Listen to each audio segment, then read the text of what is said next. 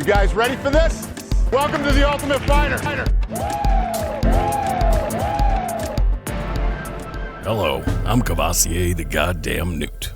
At UFC 226, Daniel Cormier shattered his always the bridesmaid persona with a starching right hand to the heavyweight kingpin Stipe Miocic, before snatching the 265-pound strap and making any serious GOAT talk a two-man discussion. DC competed against Stipe on The Ultimate Fighter Season 27.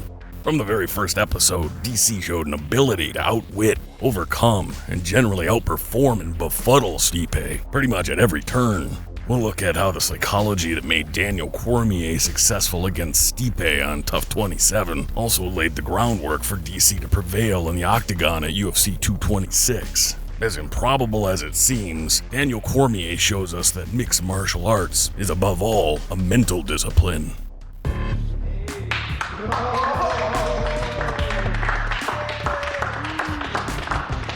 What's up, boys? This season of The Ultimate Fighter is different because you have two champions coaching teams, and then they're also going to fight at the end of the season.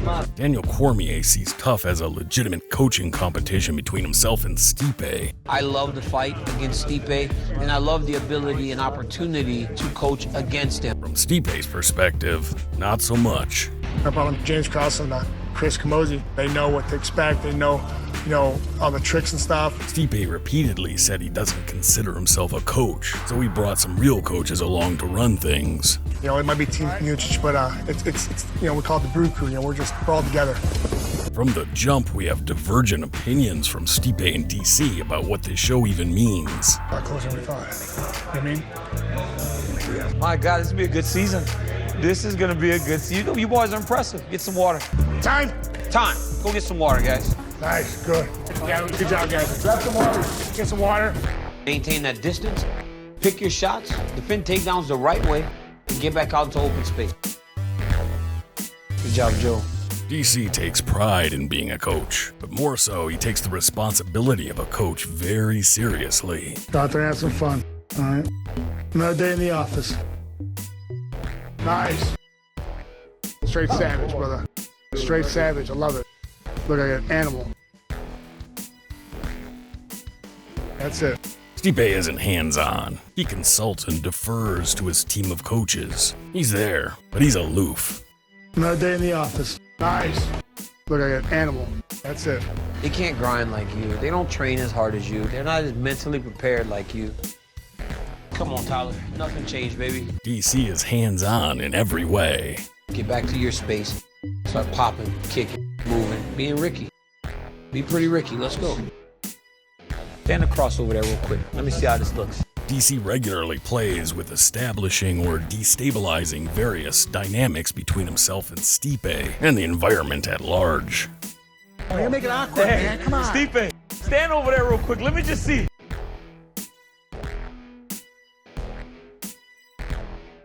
That's pretty frightening.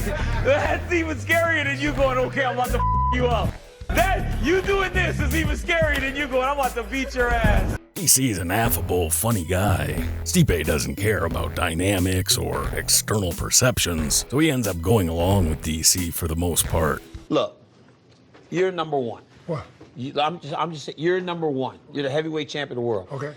I didn't have to go fight number one. I just did it because I'm a real but, hey, I'm a gangster. Because I'm a gangster. But listen. We start to see a pattern right here. More than anything, Stipe doesn't see the angle DC is working. He's pretty sure DC is trying to do something, but he can't identify what it is. Baby, because I'm a gangster, I'm doing it. Yeah. Now listen.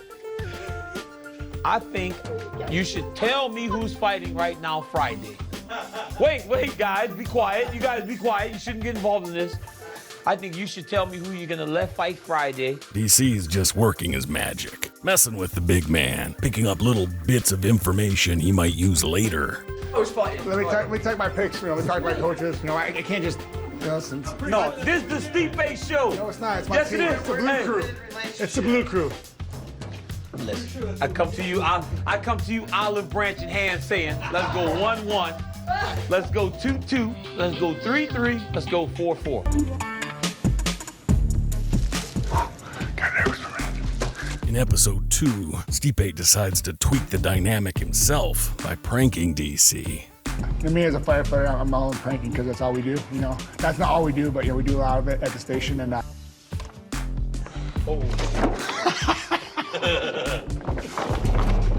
Here, get the tape.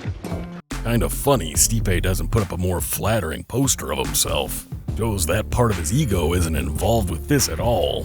Why do you have this picture? I don't know why I have this picture, just say it in a minute. Yes! Oh my, that's hard. We did a little picture of us.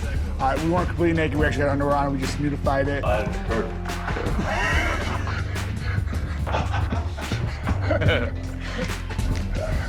That's my favorite. Upon arrival to our locker room, every single picture of DC was Stipe with his creeper mustache. Our room just got ugly as hell. Bro, how much? Stipe gets a good reaction from Team DC, but Cormier wants to take it to a whole nother level. What the is this? What the It's just everywhere. Everywhere, bro. Look at these guys. So Stipe and his team put some very inappropriate photos up in my locker room. I mean, it's everywhere. It is everywhere in my locker room we walk in. Sometimes you gotta be careful when you're playing with fire, because not only do I want to top him, I want to put him on notice. As he said, put him on notice, meaning to put it in Stipe's head that he should think before he tries to mess with him directly. Hey, John, that picture does sum you up, you know? Because, I mean, this is how it's supposed to look. This is it. Give him the full frontal, and Stipe's all like. DC brings out the big gun to put them in their place. Take a look. This is a man right here, boys. Take it all in. It's hilarious, but could be deeply personal and intimidating. Look at John Volante's reaction. He immediately looks away and laughs, accepting the one-upsmanship like the rest of the guys on the couch. Not Stipe. The man is stone cold. He doesn't turn away at all. He looks straight at DC's junk and points at it laughing in a dismissive gesture. He says something to jab back at DC and remains completely cool. Apparently, Stipe is confident with the hog in his own barn. I get half the impression he'd be willing to whip it out and swing it around all crazy, and DC need only ask. In terms of my health and my well-being, I try to avoid Thailand. Easy. Oh, hey, no kicking. Come on, man. Shot the triple. Come on, man. Shot triple. All on the ground. The guy doesn't have much control. You don't really know what he's gonna do. Thailand just doesn't train very smart. I found this the most relevant moment of the show. DC's authority is directly challenged by the one aggressive malcontent on the team. Thailand, relax and flow, right? What the hell am I doing? No, you don't. I'm at the gym and I'm on the floor. DC comes in like, Ty, slow down a little bit. I'm like, what? DC's normal approach to handling guys breaks down quickly here. I'm telling you to benefit. Coach, hey, man, he's always saying I'm doing something I'm not doing. I'm just training, man. I'm just training. That's all I'm doing. He tries to intervene and gently guide Thailand back to smart training, but the dude ain't having it. You're not doing it. Hey, listen, dude, don't talk to me like that. Coach, I'm doing this Hey, training. listen, don't talk to me like that. You hear me? Don't talk to me like that. Hey, listen. man, I'm doing this training, man. Listen. Hey, listen. DC recognizes the behavioral trap, so he changes tact. Now DC is dealing directly with the issue of being insolent and a malcontent. Thailand doubles down. I'm telling you to benefit. Coach, hey, man, he's always saying I'm doing something I'm not doing. I'm just training, man. When DC closes the distance and demands they address the issue, he gets up and turns his back. This is avoidance. Today, Thailand and I got into a bit of an argument. He feels as though that when he's training, the guys are constantly going, Thailand, slow down, Thailand, slow down. Right there, boom! DC grabs his arm and pulls him back in so they can directly face the issue. Don't use your power. If you don't use your power and just roll, it makes it a lot simpler. Coach, I'm not No, my power, listen man. to me. He uses empathy and a rational explanation to help calm him. But Thailand turns his face away. He'll look anywhere other than towards DC. But I ain't been going hard. I'm tired of hearing this. Go away. Like, I didn't ask for your help. Don't be emotional, son. Like, what are you emotional for? Cause it's like always like, Ty, every time I'm rolling, it's Ty. I'm like, damn, can I train? Ty can't regulate his emotions here. Cormier demonstrates healthy emotional control by reducing the stakes. Listen, dude, listen. Yeah. I'm just trying to tell you something that's gonna help you. Yeah. Nothing more. Can I get some rolling? Can I get some training? Yes, but I'm just saying that in fighting, if you can find ways to relax, it'll be better for you. In the long run. Maybe Thailand's not hearing my message, you know, so I had to try to calm him down and tell him, hey, calm down. Like, you're mad at us. Like, we're here to help. But DC has a limit. Or you can leave. Listen, try to prove a point to me, then just leave, dude. Like, seriously. Try to prove a point to me, just leave. You can get help, hey, your career, not mine. I'm trying to care, but like, if you don't want me to care, it don't have to. You want to listen, you listen. You don't. I don't give a I'm just trying to tell you what's best for you. But if you don't want to listen, you do it your way. A proper and healthy structure requires boundaries and limits. You know, DC got upset because he's like, don't talk to him like that, you know, but y'all not gonna keep playing me like this. Everywhere I go, every gym I'm at, y'all not gonna keep playing me like this. Like, I'm just, like I just gotta keep slowing down. Like, y'all gonna have to speed up sometimes, you know what I'm saying? I don't need to talk to anybody. My mind is made up. I'm here for me, and I ain't here for no friends. I can't ease up on this. I'm only gonna go fast on harder now. They think I'm going hard. I wasn't going hard. I'm gonna show them how good I am now. Thailand shows classic oppositional defiant behaviors. He's quick to show anger or resentment towards authority figures. Relax and flow, right? You What the hell am I doing? No.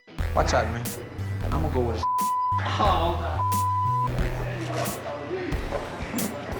Stop around, man. Finally, DC steps in to intervene.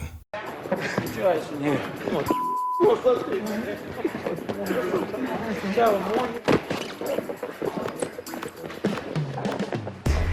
New position. Exactly where I want you to be. You don't like that? I love it.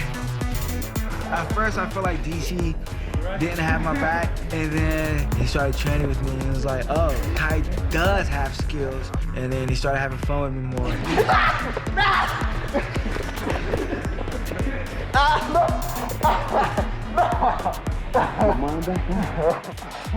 Yeah, that's the tap. Can I get mine back?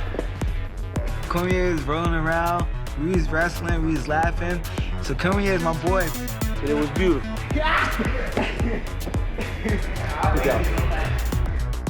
Look at Thailand's face as soon as DC gets on the mat with him. That's pure joy. They haven't even started yet. The simple act of DC actually engaging with the kid one-on-one, and the switch is flipped. It's not uncommon. Boys and young men need quality attention and affection from men in positions of authority. It's basic biology. 5 minutes with a man who expresses healthy masculinity, and Thailand's attitude does a 180. He turned out to be one of the best teammates of the season, a real sincere guy. DC showed similar attention to other situations with guys on the team, though none quite so revelatory. Do it again. Kick him. Beautiful. That's good. Hey, you don't get frustrated with me, son. I'm not trying. Listen, Jerry. No. I'm not frustrated at y'all. I'm frustrated at this. I get it. I understand. This is supposed to be. It is what you have, right? Can you change the situation? No. Then why waste the energy complaining about it? Stipe stayed mostly aloof, interjecting occasionally to offer a pearl of wisdom. Another day in the office. Look like an animal. That's it. There you go. Daniel Cormier works on several levels at once, like playfully pushing Stipe's buttons while never losing sight of his duties as a coach. Hey, look at me.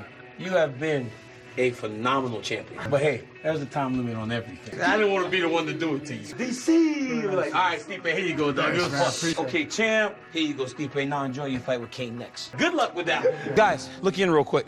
I want to make these positions as uncomfortable as I can. We may not submit them, but it's just constant pain. Just little nasty. It's a fight. So when you pull them, wrench his freaking neck. Stipe is perfectly imperturbable. Another day in the office. Thanks, man. Appreciate that. Very nice. I love it. Thanks, man. Appreciate that. You're making it awkward, man. Come on. Yeah. Okay. I appreciate that. Thanks, man. I appreciate that. Thanks, homie. Never running. Call it Rust Belt Zen. He keeps his cool in the heat of battle, but sometimes being cool and aloof can leave you out cold.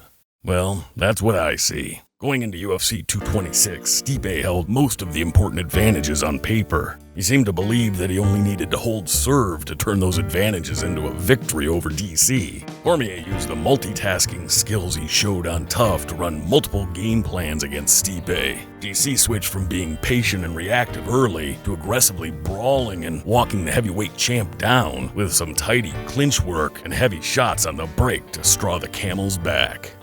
Smash that like button a time or 3. If you have a question or a suggestion for a future episode, let me know in the comment section below or over on the Twitters.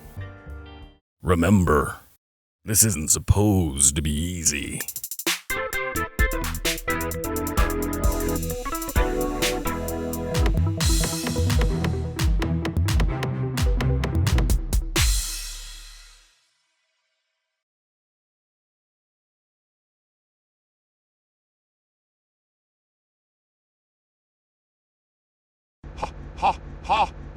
Please give me Please give me cock. I want a cock. Put some Van Dyke Brown on it. A hockey shootout. Shoot out.